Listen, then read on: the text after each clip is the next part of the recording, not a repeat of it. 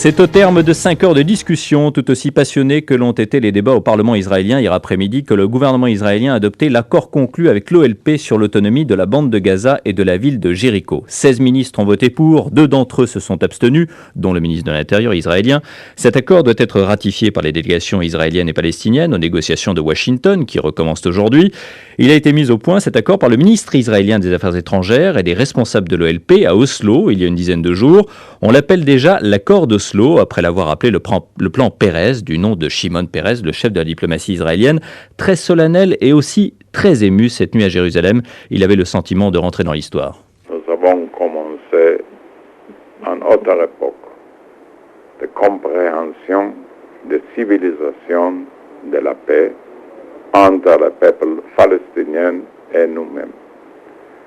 Le peuple palestinien va gagner le contrôle sur lui-même et nous retournons chez nous-mêmes. Un peuple qui a les considérations morales comme politiques, un peuple qui cherche son indépendance sans aucune domination sur un autre peuple. Propos recueillis par l'envoyé spécial permanent de RTL en Israël, Georges Lévy, qui a également interrogé des manifestants nationalistes israéliens venus par centaines cette nuit sous les fenêtres du Premier ministre Yitzhak Rabin pendant la réunion des ministres. On est en train de partager notre pays. Ça commence par Jéricho et Gaza et ça risque de terminer par Jérusalem. On est venu de Haïfa par une réaction tout à fait spontanée.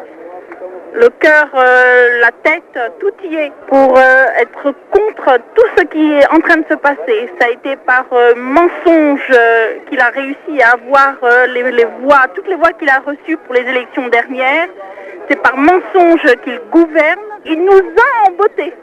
La droite nationaliste israélienne parle d'un accord qui conduira à la destruction du pays. Selon un sondage publié ce matin par la presse israélienne, 53% des personnes interrogées approuvent l'option Gaza-Jéricho d'abord. Selon la radio d'État, l'autonomie dans la bande de Gaza pourrait entrer en vigueur dans les 6 prochains mois et à Jéricho un peu plus tard. Israël accepterait de discuter du retour de 200 000 Palestiniens expulsés des territoires occupés. Le nom de l'OLP n'est jamais mentionné dans l'accord. C'est le premier du genre conclu avec les Palestiniens en 45 ans de conflit.